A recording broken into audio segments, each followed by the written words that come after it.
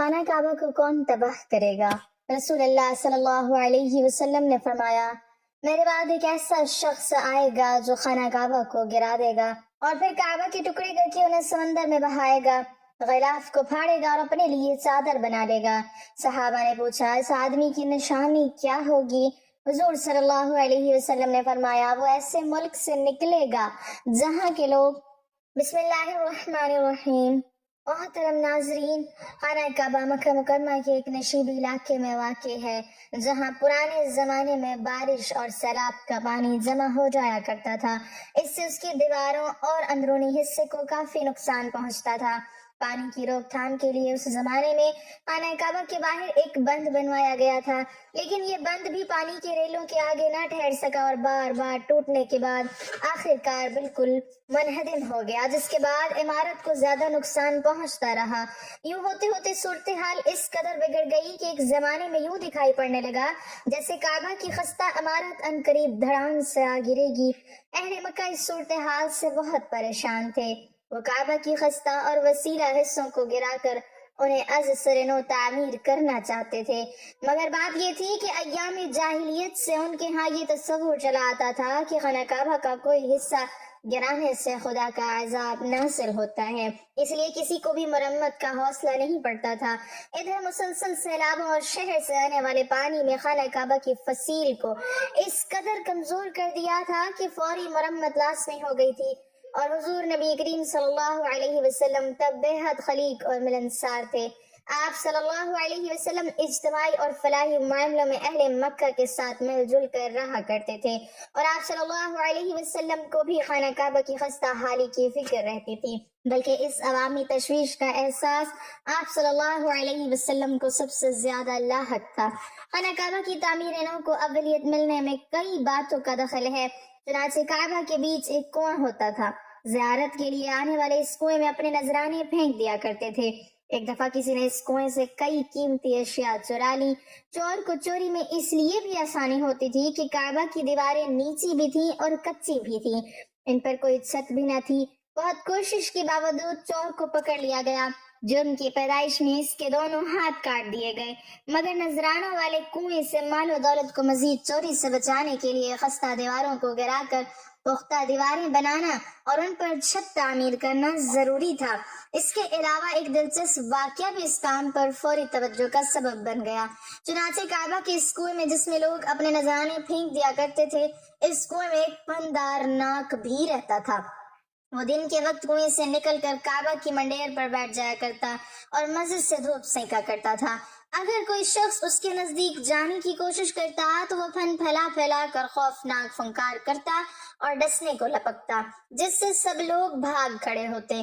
مرمت اور تعمیر نو کا کام شروع ہونے میں اس سانپ کا خوف بھی بڑھ چکا تھا، مگر پھر یوں ہوا کہ انہی دنوں ایک بڑا سا عقاب اڑتے اڑتے ادھر آ نکلا۔ وہ بجلی کی طرح سانپ پر لپکا اور اس سے دبوش کر لے اڑا، اور حضرت ابن عباس رضی اللہ تعالیٰ عنہ فرماتے ہیں کہ وہ سانپ جو خانہ کعبہ کے اندر تھا، جس وقت قریش نے خانہ کعبہ کی تعمیر کا ارادہ کیا تھا تو عقاب پرندے نے اس سانپ کو خانہ کعبہ سے آ کر اٹھا لیا اور اس کو لے جا کر ہجوم کے اندر ڈال دیا تھا، اور وہاں کی سرزمین نے اس سانپ کو نگل لیا تھا۔ چنانچہ یہی جانور قیامت کے قریب صفا کے پاس سے نکلے گا اور لوگوں سے ہم کلام ہوگا، جسے دابۃ الارض کے نام سے پہچانا جاتا ہے۔ یہ جانور زمین سے اس طرح نکلے گا جیسے بچہ ماں کے پیٹ سے پیدا ہوتا ہے۔ بہرحال سانپ کے خاتمے کے بعد لوگ یوں محسوس کرنے لگے جیسے خانہ کعبہ کی تعمیر نو کے لیے خدا نے ان کا راستہ صاف کر دیا ہے۔ اتفاق کی بات یہ ہے کہ عین انہی دنوں ایک یونانی تاجر اور کاریگر باقوم کا جہاز طوفان کی زد میں آ گیا اور بندرگاہ جدہ کے ساحل کے نزدیک آ کر کنارے سے ٹکرا کر تباہ ہو گیا۔ باقوم اپنے وقت کا ہنرمند کاریگر تھا، اسے معماری اور نجاری میں بھی کافی مہارت حاصل تھی۔ اہل مکہ کو جہاز کی تباہی کی خبر ہوئی تو انہوں نے باقوم کے پاس لوگوں کو روانہ کیا۔ لوگوں نے اس کا ٹوٹا پھوٹا جہاز خرید لیا تاکہ اس کی لکڑی کے تختے خانہ کعبہ کی تعمیر نو میں استعمال کیے جا سکے۔ لوگوں نے باقوم کو اپنے ہمراہ مکہ چلنے اور خانہ کعبہ کی مرمت کے کام کی نگرانی کرنے پر راضی کر لیا۔ چنانچہ باقوم کی معاونت کے لیے مکہ کے ایک تجربہ کار کاریگر کی خدمات بھی حاصل کر لی گئیں اور پھر بڑے زور و شور میں کام شروع کر دیا گیا۔ خانہ کعبہ کی تعمیر نو کے اس تاریخی کام میں تمام قبیلے متحد ہو کر پورے جوش و خروش سے مصروف ہو گئے، اور کوئی قبیلہ بھی اس شرف سے محروم نہ رہا، اور حضور نبی کریم صلی اللہ علیہ وسلم بھی اس کام میں بڑھ چڑھ کر حصہ لے رہے تھے۔ ہر قسم کا مطلوبہ تعمیری سامان فراہم کر لیا گیا، اور مکہ کے آس پاس کی پہاڑیوں سے نیلے پتھر جمع کر لیے گئے، اور تعمیر کا کام بڑی دلچسپی اور ذمہ داری سے آگے بڑھنے لگا۔ جب دیواریں 5-6 فٹ کے لگ بھگ اٹھ گئیں تو حجر اسود کو اس کی پرانی جگہ پر نصب کرنے کا مرحلہ درپیش ہوا۔ اس مقدس پتھر کو اٹھا کر اس کی قدیم روایتی جگہ پر رکھنا ایک ایسا بڑا اعزاز تھا جسے حاصل کرنے کے لیے ہر قبیلہ خواہش مند تھا۔ چنانچہ اس نازک معاملے پر گرما گرم بحث بازی کا سلسلہ چھڑ گیا، اور جلد ہی نوبت تلخ کلامی اور تو تو میں تک جا پہنچے، اور کوئی قبیلہ بھی اپنے حق سے دستبردار ہونے پر رضامند نہ تھا۔ تکرار لمبی ہوتی گئی تو معاملہ جنگ و جدل کی صورت اختیار کر گیا۔ آنن فانن تلواریں کھینچ گئیں، اور وہ خون خار درندے مرنے مارنے پر آمادہ ہو گئے۔ ایک جنگجو قبیلے نے تو حد ہی پار کر دی۔ انہوں نے صاف صاف کہہ دیا کہ وہ کسی اور قبیلے کو حجر اسود نصب کرنے کی ہرگز اجازت نہیں دیں گے، اور پرانے زمانے میں عرب میں دستور تھا کہ جب کوئی شخص کسی مفاد کے لیے جان دینے کی قسم کھاتا تو انسانی خون سے بھرے ہوئے پیالے میں اپنی انگلیاں ڈبو لیتا تھا۔ چنانچہ اس وحشی قبیلے کا سردار خون سے لبالب کٹورا خانہ کعبہ میں اٹھا لایا، اور قبیلے کے سب تند و تیز نوجوانوں نے خون میں ہاتھ ڈبو کر عہد کیا کہ اگر کسی اور قبیلے نے ہجر اسود نصب کرنے کی جرت کی تو وہ سب کے سب کٹ مریں گے۔ غرض کے پورے 4 دن تناؤ اور تصادم کی یہ خوفناک کیفیت لوگوں کے اعضاء پر بری طرح سوار رہی، اور یوں دکھائی دیتا تھا کہ قتل و غارت کا سلسلہ کسی وقت بھی سارے مکہ کو اپنی لپیٹ میں لے سکتا ہے۔ چنانچہ قریش کا ایک بوڑھا سردار بہت دانشمند اور ذہین تھا۔ وہ چاہتا تھا کہ ہجر اسود کا ہنگامہ کسی خون خرابے کے بغیر طے ہو جائے۔ چنانچہ اس نے مشورہ دیا کہ کل صبح جو شخص کوہ صفا والی جانب سے سب سے پہلے خانہ کعبہ میں داخل ہو اسے امیر مان لیا جائے، اور ہجر اسود کو نصب کرنے کے بارے میں پھر جو بھی فیصلہ وہ دے اسے تمام قبیلے حتمی طور پر تسلیم کر لیں گے۔ بوڑھے سردار کی تجویز سب پر اس کا اتفاق ہو گیا۔ چنانچہ دوسری صبح سب لوگ خانہ کعبہ کے باہر بیٹھ کر بیتابی سے انتظار کرنے لگے کہ کوہ صفا کی طرف سے سب سے پہلے کون شخص اندر داخل ہوتا ہے۔ خدا کی قدرت دیکھیے، اس صبح جو شخص اس جانب سے سب سے پہلے خانہ کعبہ میں داخل ہوا وہ حضور اکرم صلی اللہ علیہ وسلم ہی تھے۔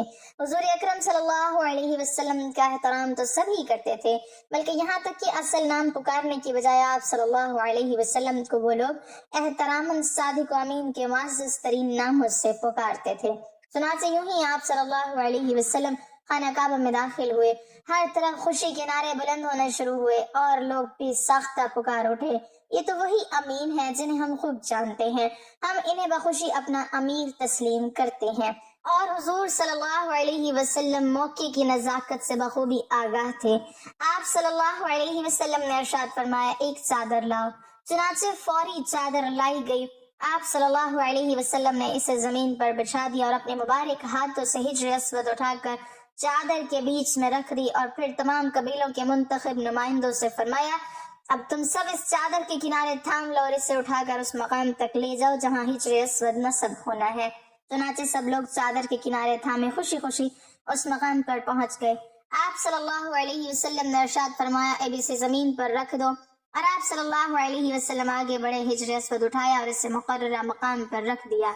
آپ صلی اللہ علیہ وسلم کی اس معاملہ فہمی اور دانشمندانہ فیصلے سے سارے قبیلے بے حد مسرور اور مطمئن ہو گئے۔ حضور نبی کریم صلی اللہ علیہ وسلم کی اس دانشمندی سے وہ قبیلے ایک خون خار خانہ جنگی سے بچ گئے، ورنہ وہ اکھڑ لوگ تو مرنے مارنے کے لیے تیار ہو کر تباہی کے دہانے پر پہنچ چکے تھے۔ وہ جاہل لوگ جو ذرا ذرا سی باتوں پر تلواریں تان کر تصادم کے شعلے میں کود پڑنے کے عادی تھے، بلا عزت اور ناموس کے اتنے بڑے معاملے پر صبر و تحمل اور فہم و فراست سے کیسے کام لے سکتے تھے۔ چنانچہ ہجر اسود کے اس مشہور واقعے کو بہت تاریخی اہمیت حاصل ہے۔ دور نبوت میں آپ صلی اللہ علیہ وسلم کی یہ حدیث بھی اس واقعے کی طرف ایک لطیف اشارہ ہے کہ آپ صلی اللہ علیہ وسلم نے ارشاد فرمایا کہ میں نبوت کی عمارت کا آخری پتھر ہوں، اور حضور نبی کریم صلی اللہ علیہ وسلم ہی وہ شخصیت تھی کہ جنہوں نے اہل مکہ کو ان تمام فسادات اور ظلم و ستم سے نجات دلوائی۔ اور آپ صلی اللہ علیہ وسلم نے اہل عرب کو پوری دنیا کے لیے مثالی قوم بنا دیا۔ نبی کریم صلی اللہ علیہ وسلم کی ولادت باسعادت عام الفیل میں ہوئی تھی۔ عام الفیل کا مطلب ہے ہاتھی والا سال۔ یاد رہے، عام الفیل یا ہاتھی والے سال کا ذکر قرآن میں سورۃ فیل میں بھی ملتا ہے۔ اس سال حبشہ کے مقرر کردہ یمن کے گورنر ابرہہ نے مکہ پر حملہ کیا تھا۔ اس نے اصل میں سنا جو یمن کا شہر ہے اس میں ایک کلیسا یعنی چرچ الکلیس کے نام سے تعمیر کیا تھا۔ وہ اور چونکہ مسیحی تھا اس لیے وہ چاہتا تھا کہ عرب مکہ جانے کی بجائے اس کلیسا کو مرکز بنائیں۔ جب یہ ممکن نہ ہوا تو اس نے کعبہ کو تباہ کرنے کی ٹھانی۔ نعوذ باللہ۔ ناظرین، آج کی اس ویڈیو میں ہم آپ کو ابرہہ کے اس حملے کا مکمل واقعہ تفصیل کے ساتھ سنانے والے ہیں۔ یاد رہے کہ یہ واقعہ فیل بھی کہلاتا ہے۔ اس واقعے کو واقعہ فیل کا نام کیوں دیا جاتا ہے یہ بھی آپ کو بتائیں گے، اور اس کے ساتھ آپ کو یہ بھی بتائیں گے کہ ابرہہ کون تھا اور آپ صلی اللہ علیہ وسلم کی ولادت اس واقعے کے کتنے دن بعد ہوئی۔ ناظرین، یہ واقعہ کچھ اس طرح ہے کہ ابرہہ یمن کا عیسائی حاکم تھا۔ حج کے دنوں میں اس نے دیکھا کہ لوگ بیت اللہ کا حج کرنے جاتے ہیں۔ اس نے اپنے لوگوں سے پوچھا یہ لوگ کہاں جاتے ہیں؟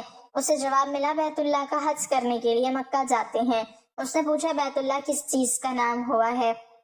اسے بتایا گیا پتھروں کا۔ اس نے پوچھا اس کا لباس کیا ہے؟ بتایا گیا ہمارے ہاں سے جو دھاری دار کپڑا جاتا ہے اس سے اس کی پوشاک تیار ہوتی ہے۔ ابرہہ عیسائی تھا۔ ساری بات سنی اور اس نے کہا مسیح کی قسم میں تم لوگوں کے لیے اس سے اچھا گھر تعمیر کروں گا۔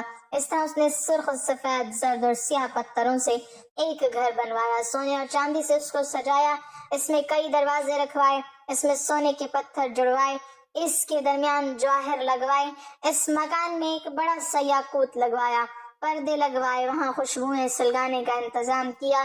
اس کی دیواروں پر اس قدر مشک ملا جاتا تھا کہ وہ سیاہ رنگ کی ہو گئی، یہاں تک کہ جواہر بھی نظر نہیں آتے تھے۔ پھر لوگوں سے کہا اب تمہیں بیت اللہ کا حج کرنے کے لیے مکہ جانے کی ضرورت نہیں رہی، میں نے یہی تمہارے لیے بیت اللہ بنوا دیا ہے، لہٰذا اب تم اس کا طواف کرو۔ نعوذ باللہ، اس طرح کچھ قبائل کئی سال تک اس کا حج کرتے رہے، اس میں اعتکاف کرتے رہے، حج والے مناسک بھی ادا کرتے رہے۔ عرب کے ایک شخص نفیل خشمی سے یہ بات برداشت نہ ہو سکی، وہ اس مصنوعی خانہ کعبہ کے خلاف دل ہی دل میں کڑتا رہا۔ آخر اس نے دل میں ٹھان لی کہ وہ ابرہہ کی اس عمارت کو گندا کر کے چھوڑے گا۔ پھر ایک رات اس نے چوری چھپے بہت سی گندگی اس میں ڈال دی۔ ابرہہ کو معلوم ہوا تو سخت غضبناک ہوا، کہنے لگا یہ کارروائی کسی عرب نے اپنے کعبہ کے لیے کی ہے، میں اسے ڈھا دوں گا، اس کا ایک پتھر توڑ دوں گا۔ اس نے شام و حبشہ کو یہ تفصیلات لکھ دی، اس سے درخواست کی کہ وہ اپنا ہاتھی بھیج دے۔ اس ہاتھی کا نام محمود تھا۔ یہ اس قدر بڑا تھا کہ اتنا بڑا ہاتھی روئے زمین پر دیکھنے میں نہیں آیا تھا۔ جب ہاتھی اس کے پاس پہنچ گیا تو وہ اپنی فوج لے کر نکلا اور مکہ کا رخ کیا۔ یہ لشکر جب مکہ کی قرب و جوار میں پہنچا تو ابرہہ نے فوج کو حکم دیا کہ ان لوگوں کے جانور لوٹ لیے جائیں۔ اس کے حکم پر فوجیوں نے جانور پکڑ لیے، ان میں عبد المطلب کے اونٹ بھی تھے۔ نفیل بھی اس لشکر میں ابرہہ کے ساتھ موجود تھا اور یہ حضرت عبد المطلب کا دوست تھا۔ حضرت عبد المطلب اس سے ملے، اونٹوں کے سلسلے میں بات کی۔ نفیل نے ابرہہ سے کہا قریش کا سردار حضرت عبد المطلب ملنا چاہتا ہے، یہ شخص تمام عرب کا سردار ہے، شرف اور بزرگی اسے حاصل ہے، لوگوں میں اس کا بہت بڑا اثر ہے، لوگوں کو اچھے اچھے گھوڑے دیتا ہے، انہیں عطیات دیتا ہے، کھانا کھلاتا ہے۔ یہ گویا عبد المطلب کا تعارف تھا۔ ابرہہ نے انہیں ملاقات کے لیے بلا لیا۔ ابرہہ نے ان سے پوچھا بتائیے آپ کیا چاہتے ہیں؟ انہوں نے جواب دیا کہ میں چاہتا ہوں میرے اونٹ مجھے واپس مل جائیں۔ ان کی بات سن کر ابرہہ بہت حیران ہوا۔ اس نے کہا مجھے تو بتایا گیا تھا کہ آپ عرب کے سردار ہیں، بہت عزت اور بزرگی کے مالک ہیں، لیکن لگتا ہے مجھ سے غلط بیانی کی گئی ہے، کیونکہ میرا خیال تھا آپ مجھ سے بیت اللہ کے بارے میں بات کریں گے جس کو میں گرانے آیا ہوں اور جس کے ساتھ آپ سب کی عزت وابستہ ہے، لیکن آپ نے تو سرے سے اس کی بات ہی نہیں کی اور اپنے اونٹوں کا رونا لے کر بیٹھ گئے، یہ کیا بات ہوئی؟ اس کی بات سن کر حضرت عبد المطلب بولے آپ میرے اونٹ مجھے واپس دے دیں، بیت اللہ کے ساتھ جو چاہیں کریں، اس لیے کہ اس گھر کا ایک پروردگار ہے، وہ خود ہی اس کی حفاظت کرے گا، مجھے اس کے لیے فکر مند ہونے کی ضرورت نہیں۔ ان کی بات سن کر ابرہا نے حکم دیا ان کے اونٹ واپس دے دیے جائیں۔ جب انہیں ان کے اونٹ واپس مل گئے تو انہوں نے ان کی سموں پر چمڑے چڑھا دیے، ان پر نشان لگا دیے، انہیں قربانی کے لیے وقف کر کے حرم میں چھوڑ دیا تاکہ پھر کوئی انہیں پکڑ لے تو حرم کا پروردگار اس پر غضبناک ہو۔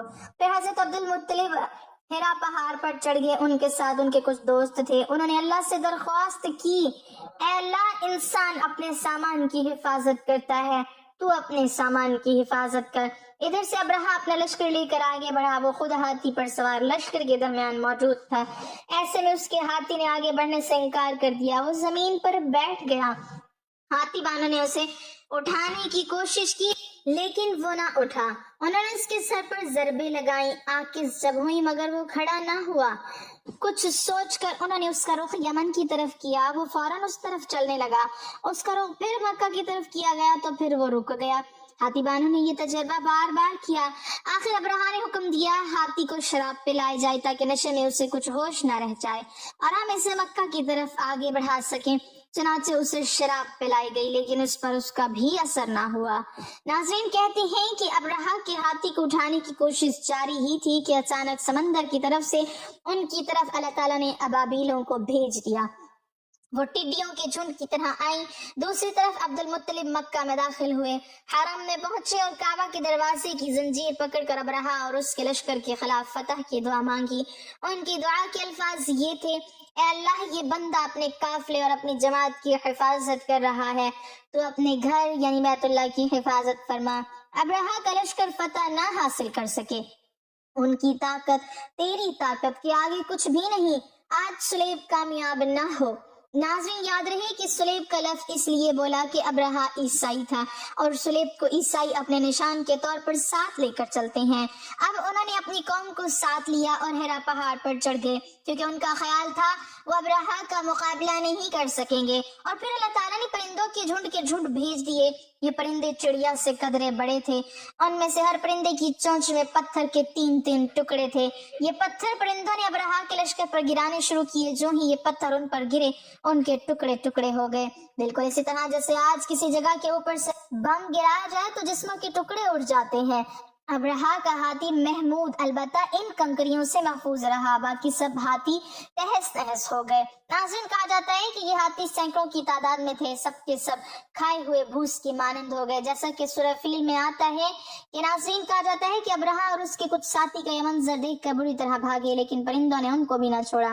ابرہا کے بارے میں طبقات میں لکھا ہے کہ اس کے جسم کا ایک ایسا عضو الگ ہو کر گرتا چلا گیا، یعنی وہ بھاگ رہا تھا اور اس کے جسم کا ایک ایک حصہ الگ ہو کر گر رہا تھا۔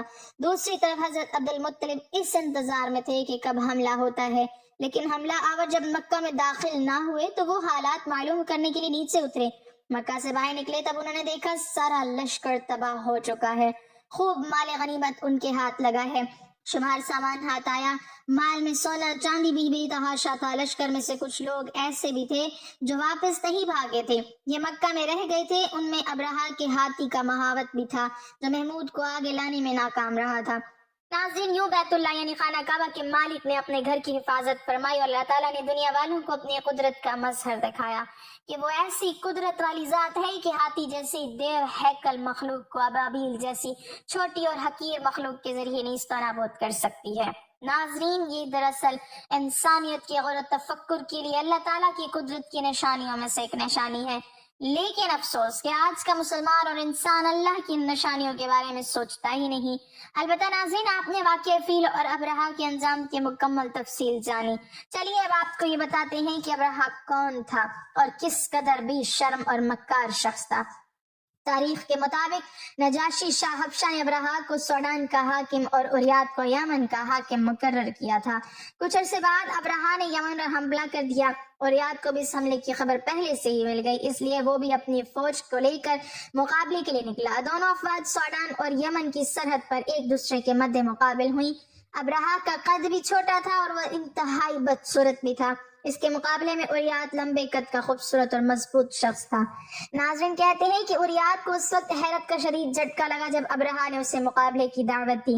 دراصل یہ ابرہا کی چال تھی جسے اس کا مد مقابل سمجھ نہیں سکا اور مقابلے میں کود پڑا۔ اوریات نے اپنی تلوار پوری قوت سے ابرہا پر ماری مگر وہ بڑی صورت سے اپنے محافظ کے پیچھے ہو گیا۔ اس وار سے وہ محافظ بری طرح زخمی ہو گیا۔ پھر اوریات کے سنبھلنے سے پہلے ہی ابرہہ کے ایک دوسرے محافظ نے اچانک حملہ کر کے اوریات کو موت کے گھاٹ اتار دیا۔ اسی وجہ سے ابرہہ کا نام ابرہہ اشرم یعنی بے شرم پڑ گیا تھا۔ کہتے ہیں اوریات کی موت کے بعد اس کی فوج نے ابرہہ کو اپنا سردار تسلیم کر لیا، اور اس طرح سے ابرہہ کا یمن پر بھی تسلط قائم ہو گیا۔ اس کی خبر جب شاہ حبشہ کو ملی تو اس کو سخت غصہ آیا اور اس نے جواب طلبی کے لیے ابرہہ کو خط لکھا۔ ابرہہ نے مکاری سے کام لیتے ہوئے اپنی حکومت اور جان بچانے کے لیے جوابی خط میں لکھا، میں آپ کا خادم ہوں، مجھے جاسوس نے اطلاع دی تھی کہ اوریات سوڈان پر حملہ کرنے کی تیاری کر رہا ہے، اس لیے میں اس کی پیش قدمی روکنے کے لیے نکلا تھا، اور پھر حملہ کرنے میں سبقت بھی اسی ہی کی تھی، اور یوں وہ مقابلے میں میرے ہاتھوں مارا گیا۔ میں آپ کا پرانا خادم ہوں اور ہمیشہ آپ کا خادم ہی رہوں گا۔